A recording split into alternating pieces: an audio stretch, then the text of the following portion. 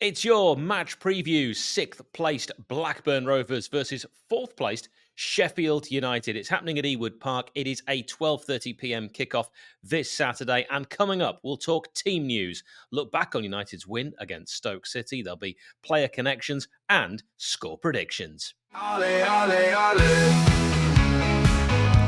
Ole, ole, ole. Ole, ole, ole. The Blades got back to winning ways, a thoroughly professional and dominant performance against Stoke last time out at beautiful downtown Bramall Lane, and tributes to George Baldock were both, I thought, heartfelt and poignant. Well done, Blades, and thank you to all at Stoke City who observed the silence and contributed to the wreaths and mementos dedicated to George and keeping his memory alive. You will be missed, Starman.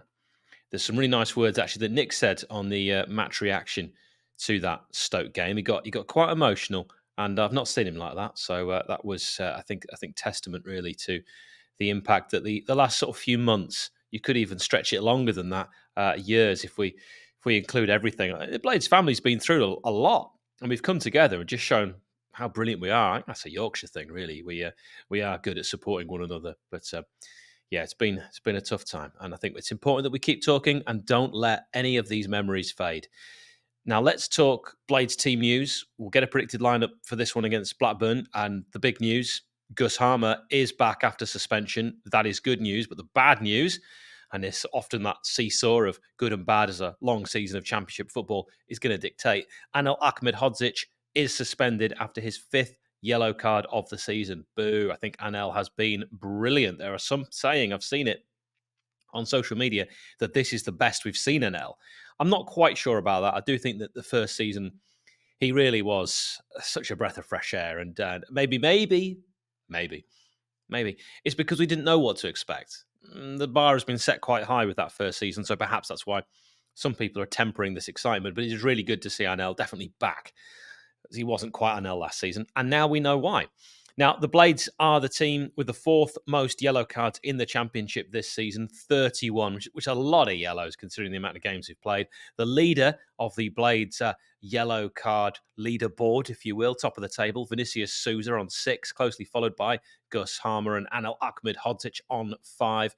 And as a 3, they make up just over half of the club's entire yellow card haulage, 16. Now, the player to look out for the next possible suspension is something we've mentioned before, is Blades captain Ollie Arblaster, who has 3 yellows. Now, question as well is, will he be captain against Blackburn? Because it's very likely that Jack Robinson will come back in, and he is listed as the club's captain. And of course, you can read more about where all our bookings have come from and some thoughts about that on the SheffUnitedWay.com website. An excellent article on the Blades ill discipline by Andy McMath. So that's nice, isn't it? SheffUnitedWay.com. If you haven't yet checked out our website, do. It's good. And let me know in the comments what you expect our lineup to be for this Blackburn game. A really tricky game. We've got a number, I think the next 4 fixtures I look at as being really, really difficult. And we've got one big one in there. Michael Cooper in goal, picks himself. Gilchrist, Harry Souttar, I think Jack Robinson and Burrows. Now, it's possible with an away game, Burrows considered quite a good attacking fullback, that Chris Wilder might go a different option there. Maybe RND. Who knows? 𝗏𝗏𝗏𝗏𝗏, Arblaster, who's hopefully okay. Hopefully he's fine. He says he is after getting hurt last match. At the time, I was really worried. 𝗠𝗏, in fact, Vinny 𝗠𝗏, his stats from that Stoke game: 5 tackles, most by any player, 10 successful duels won, most of any player. He had 2 shots. I really thought he was up for scoring. And that one as well, that was dipping. What a save from Victor Johansson. Completed 78 passes and had 94 touches. I thought Vinny 𝗠𝗏 was man of the match. That redemption arc very much completed now. That was more than an arc, wasn't it? Sort of did like half a Pac-Man. I think 𝗍𝗲𝗏 comes back in. This is where it gets interesting. The question is over Tyrese Campbell or Callum O'Hare. I'll go Campbell on the left. I thought he looked really good in our previous match, and it'd be very harsh to drop him after that performance. 𝗏𝗲𝗏 in the centre. Hey, it's what I think. Feel free to disagree. Keitha Moore up top. Great to see him get on the score sheet. More. How do you like it? How do you like it? I like it. I like it a lot. Let's have plenty more of that. Disagree or like what you see? Let me know your thoughts. Now, before we get into our opposition view, thanks to Panenka Bar and Grill, our pre-match bar. If you're looking for somewhere to meet your friends before the games, Panenka, ideally positioned close to Bramall Lane, the perfect place to whet your appetite pre-match while catching the scores. Maybe the early kickoff for you this time round. You'll find Panenka at the entrance to New Era Square, just minutes away from Bramall Lane. Now, to look at our opponents. Dirk from Blackburn Overseas here, looking forward to this weekend's game against Sheffield United, a game that could actually clarify our identity. We're trying to figure out, are we actually a top 6 team, or are we faking it till we make it sort of thing? Blackburn Rovers at home, clinical, unbeaten so far. In fact, we've been... I think 2 or 3 clean sheets on the bounce at Ewood Park. It's on our travels where we've found it difficult. However, saying that, Sheffield United will be the biggest test so far at Ewood Park in a game which, could go either way. Injuries for us, we are without Hayden Carter, our most promising defensive asset. He's probably out for the rest of 2024, so he'll be a big loss. Injured in I think it was in the West Brom game. But regardless of that, we do have a solid centre-back pairing of Dom Hyam and Danny Bath to fill the void. The lineup, the majority of the team picks itself. I'll go with Ainsley Pears between the sticks. We'll have Owen Beck left back, Loney from Liverpool, very, very good.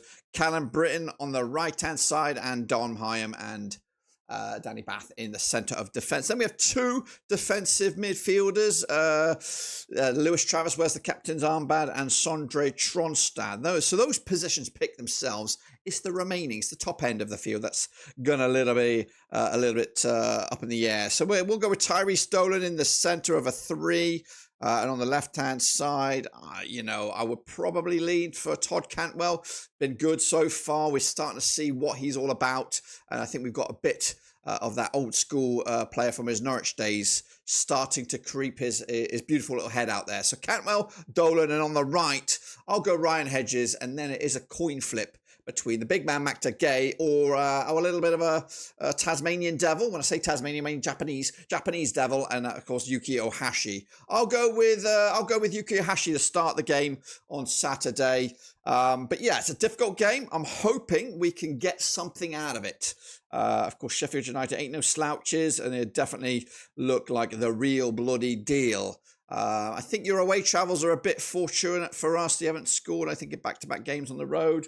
But Rovers, I think we'll get something out of this. I am gonna be, I'm sitting on the fence. I'm gonna go with another to continue our unbeaten start at home. I'm gonna go with a 0, boring as is. Gonna go with a 0-0 because we have struggled to score in the last 3. I think we got 1 goal in the last 3. So, but whether it's home or away. So yeah, I'm gonna go with a boring 0-0 draw. We now come to our player connections. It's brought to you by 𝗵𝗵𝗶𝗹, and 𝗵𝗵𝗶𝗹 is a virtual band. Many of their members are Sheffield United supporters, so you can support them, check out their work, listen to their music, 𝗵𝗵𝗶𝗹.com. Their most recent album is called Tall Tales of 10 Girls. Also, click on the interactive album on their website. You'll be amazed at what you can do. Check it out. So, player connections, we always pick 4 players that played for both my 4. For this one, Ben Brereton Diaz. I know Southampton fans don't appreciate him, but I would welcome him back with open arms. I think Blackburn fans would as well, because for Rovers, 177 appearances, 47 goals, 16 assists. That is good numbers. For United, 16 appearances, 6 goals in a team that wasn't creating chances, 1 assist. Not bad in the Premier League. Nicholas Robert Thomas Marker, I'll go for next. Nicky Marker. 54 league appearances and 1 goal for Blackburn. He played for Blackburn before the Blades, then joined United. I think he played under Kenny Dalglish at Blackburn. 62 appearances for United, 5 goals. I don't remember him scoring that many goals. I think he scored 1 against Charlton. Am I right there? Can anyone look that up? I don't know. And a Player of the Year award thrown in for good measure. He was good. I liked Nicky Marker. Didn't look like a footballer. Looked about 80. John Fleck, recently, I mean, if we're talking recent players, only made 1 appearance for Blackburn due to injury. They won't remember him fondly. We will. 278 appearances for United. I think legend status is fair. 16 goals. A particularly memorable one was a free kick in a game that's hard to forget. And James Beattie started his career with Rovers, only played 7 times. For Sheffield United, 65 appearances, 34 goals. That is an absolutely incredible strike rate. What we wouldn't give what any team wouldn't give for a James Beattie in form striker. That is what every team craves, that kind of goal return. Fantastic. And so finally, we come to our score predictions. And if you'd like your score prediction shared here and to receive a whole host of other benefits, as well as support us, head to patreon.com/Sheff United Way. It really helps us to continue to do what we do. Patreons, what do they know? Do they know things? Let's find out. I've only picked a handful, but Ant says 1-1, tough game. James thinks 2-2, so does Steve. Ewan says 2-1 Blackburn Rovers. Get out of here. Ollie says, agree with Ewan. What's wrong with you, Ollie?